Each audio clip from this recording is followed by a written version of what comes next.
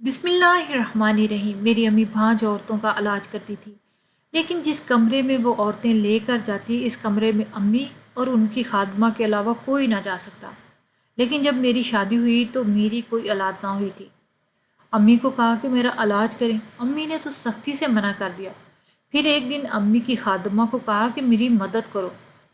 امی کی خاتمہ نقاب کر کے گئی تو امی نے پوچھا نقاب کیوں کیا؟ کہنے لگی چہرہ خراب ہے۔ اگلے دن خادمہ کی جگہ میں امی کے ساتھ خادمہ بن کر چلی گئی۔ جو منظر میں نے دیکھا میری تو جان ہی نکل گئی۔ توبہ توبہ توبہ۔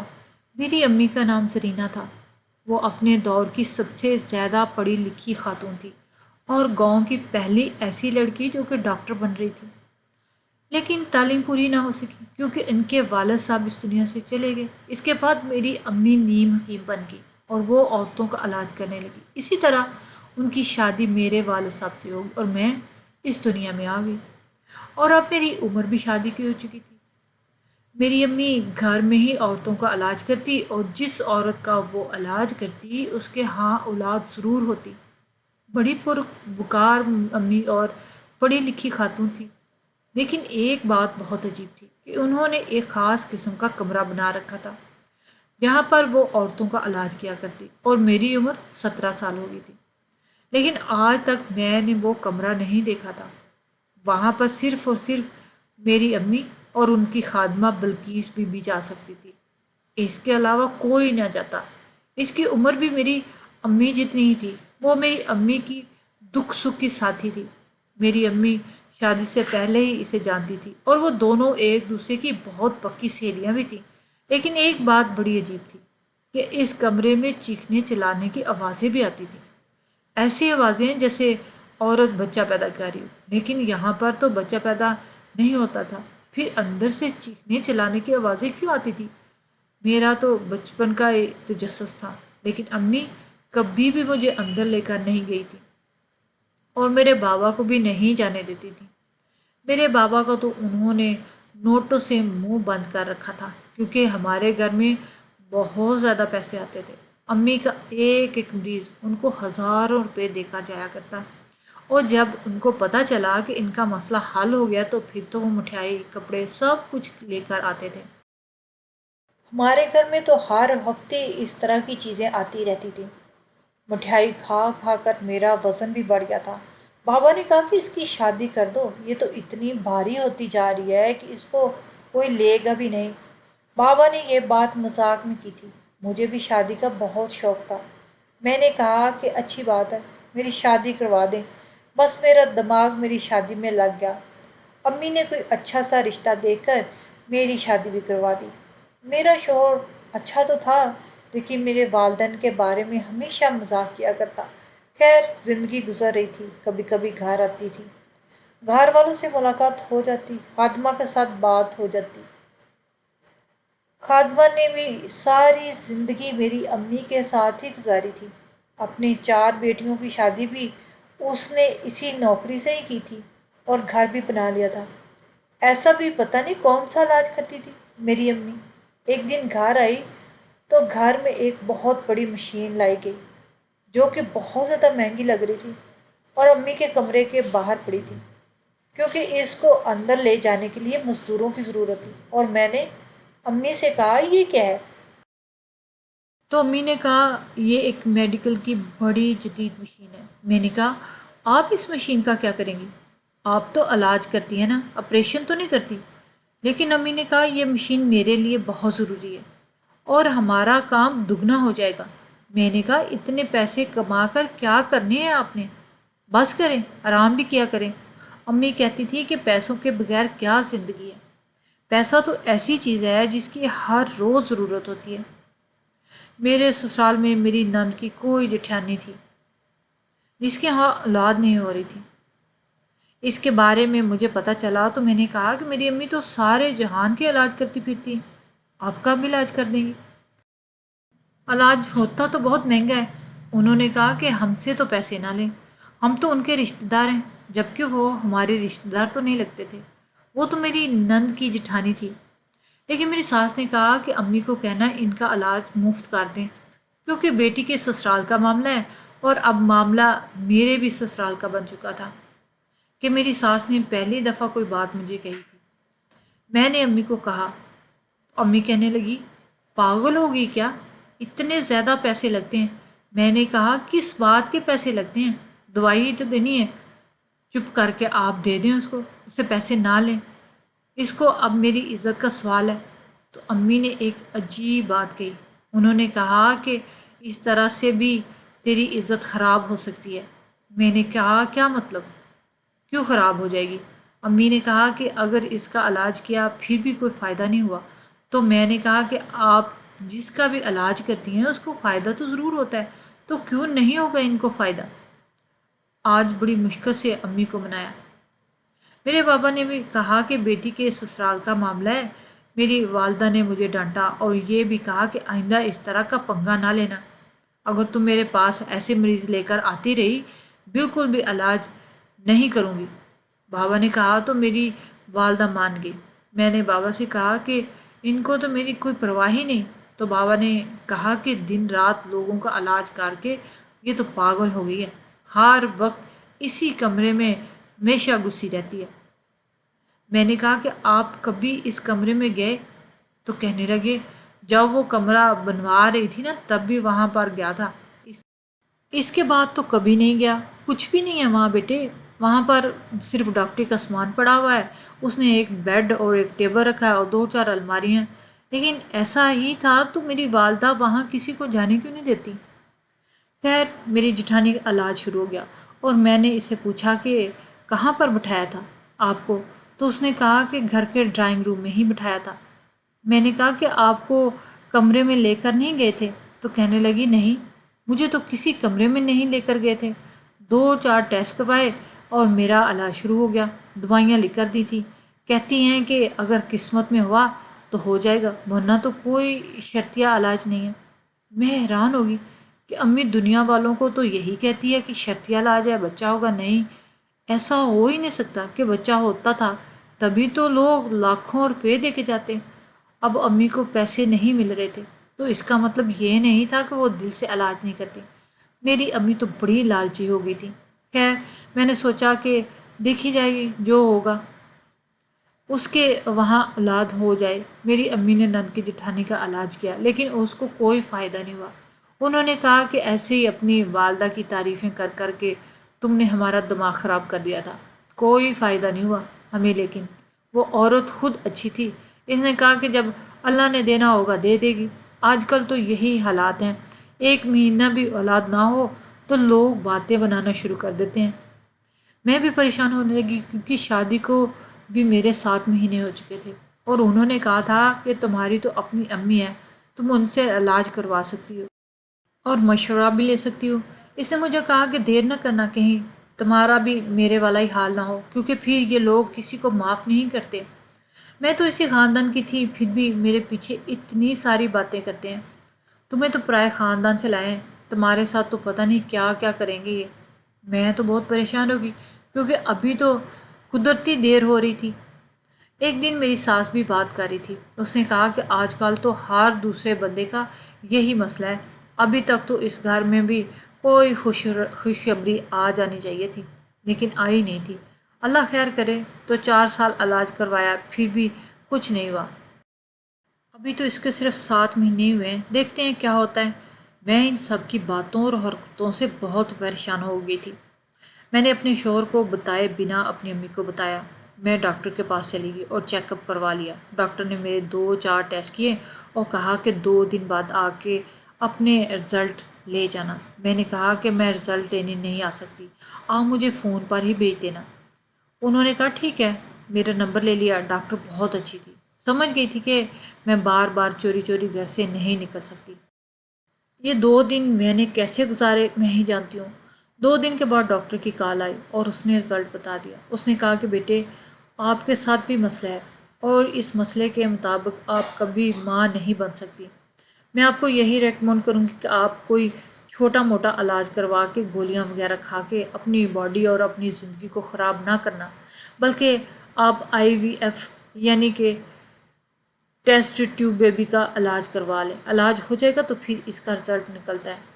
IVF یعنی کہ ٹیسٹ ٹیوب بیبی کا علاج اتنا آسان نہیں تھا، اس میں بہت سارے پیسے لگتے تھے، لیکن ڈاکٹر کا کہنا ہے کہ ابھی شروع کے دن ہیں، آپ جوان ہیں تو آپ کا شوہر مان جائے گا، ورنہ بعد میں شوہروں کی یہی سوچ ہوتی ہے کہ جو لاکھوں روپے دے کر علاج کروانا ہے اور پھر نتائج کی گارنٹی بھی صرف 40% ہے، تو وہ لاکھوں روپے لگا کے دوسری شادی کیوں نہ کر لی جائے اور ہر سال بچہ پیدا کریں۔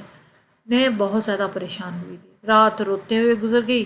شوہر نے پوچھا تو جھوٹ بولا کہ کچھ نہیں ہوا۔ میں بہت دکھی تھی کیونکہ میں نے کبھی سوچا بھی نہیں تھا کہ میرے ساتھ بھی ایسا ہو سکتا ہے۔ پھر ایک دن میرے محلے کی ایک لڑکی میرے پاس آئی جس نے کہا کہ تمہاری امی سے علاج کروایا تھا اور آج خیر سے میرے پاس 2 جڑواں بیٹے ہیں اور میں بہت خوش ہوں۔ مبارکباد دی میں نے اس کو۔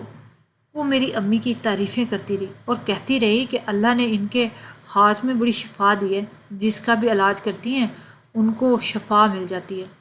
مجھے اس عورت کی باتوں سے بہت تسلی ہوئی۔ اس نے کہا کہ 10 سال تک میرے ہاں اولاد نہیں ہوئی تھی، تمہاری امی سے علاج کروایا تو اولاد ہوگی۔ تمہاری امی ہے تو تمہیں تو سب کچھ پتہ ہی ہوگا۔ جب اس نے یہ بات کی تو میں حیران ہوئی، یہ سب کچھ پتہ ہونے سے کیا مطلب ہے؟ اس نے کہا کہ یہی کہ طریقہ علاج کیا ہے۔ میں نے کہا آپ کو پتہ ہے؟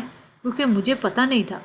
اس نے کہا چھوڑ دو اس موضوع کو، امی سب کا 1 مہینے تک علاج کیا کرتی تھی۔ میں نے سوچ لیا کہ میں اپنے شوہر کو یہ سب نہیں بتاؤں گی اور نہ ہی اپنی ساس کو۔ پہلے یہ لوگ مجھے کوئی زیادہ پسند نہیں کرتے تھے۔ اپنی امی کو ہی سب کچھ بتاؤں گی، اس سے علاج کرواؤں گی، اس کے بعد مجھے کسی کو بتانے کی ضرورت ہی نہیں پڑے گی۔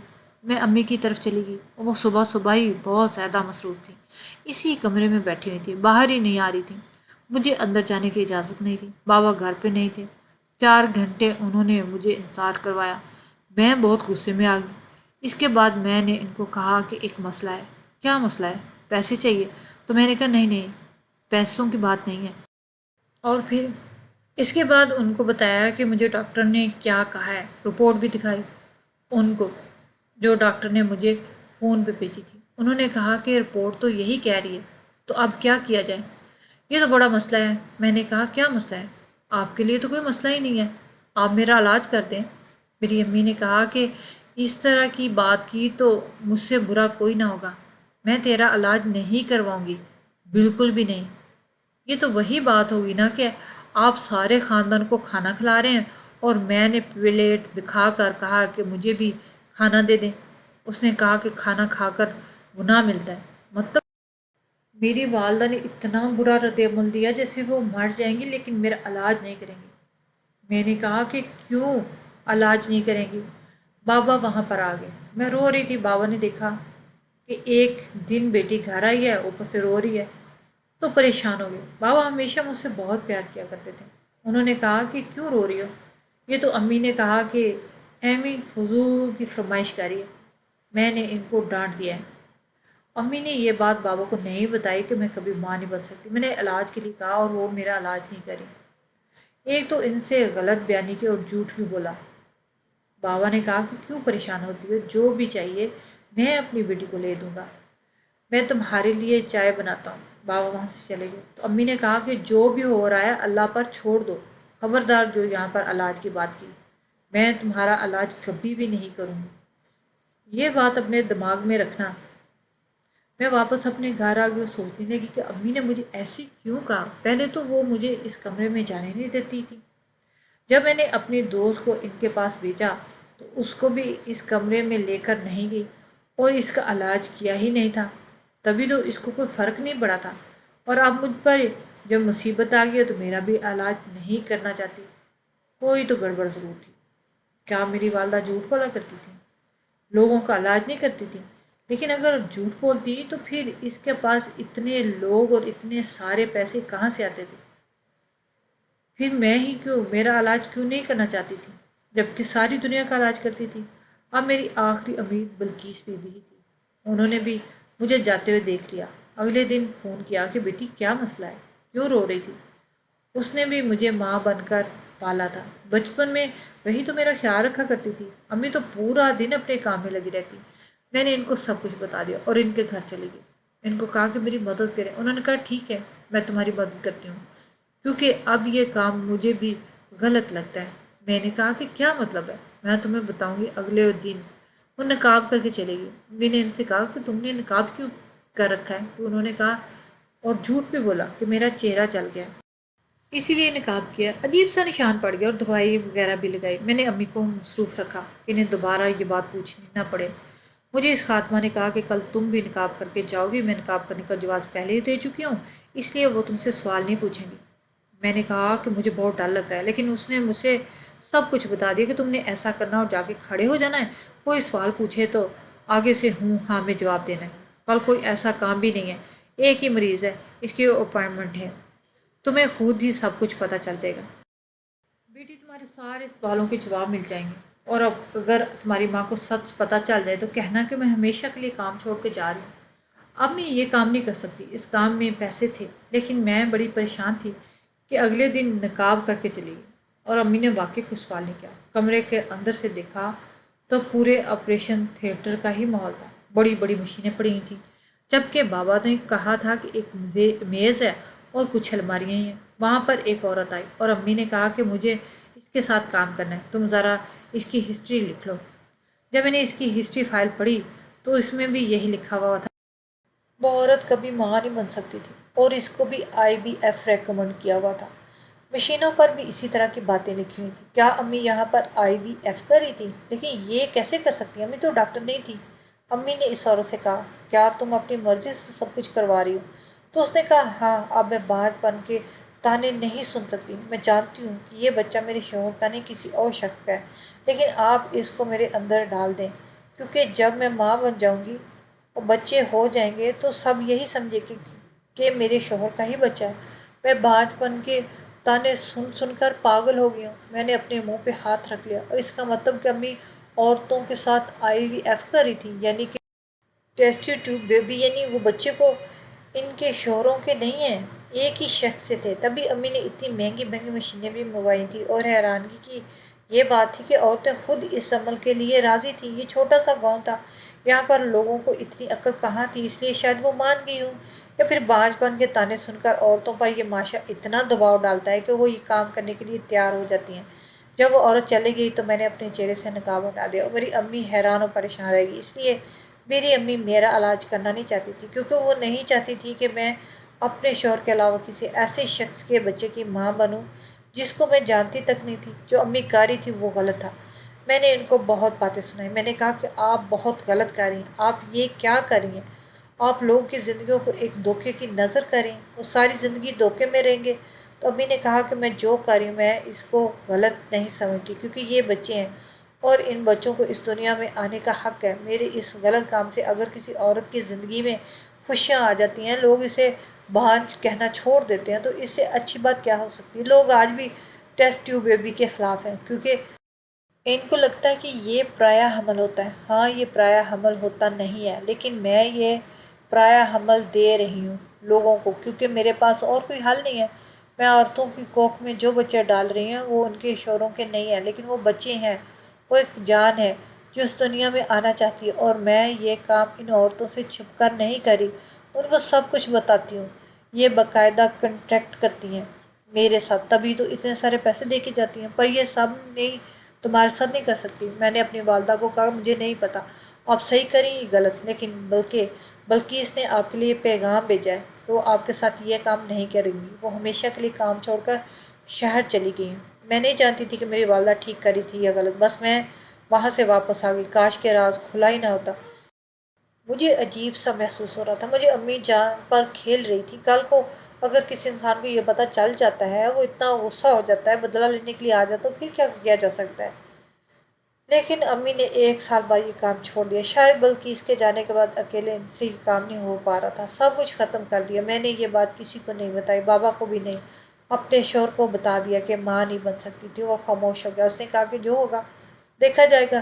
اس بات کو 4 سال ہو گئے، میرے ہاں ابھی بھی اولاد نہیں ہے، لیکن میں اللہ سے دعا گو ہوں، کیونکہ اس کے ہاں دیر ہے، لیکن نہ دیر نہیں، وہ میری بات ضرور سنیں گے، میری دعا کا جواب ضرور آئے گا۔ آپ سب لوگ بھی میرے لیے دعا کریں۔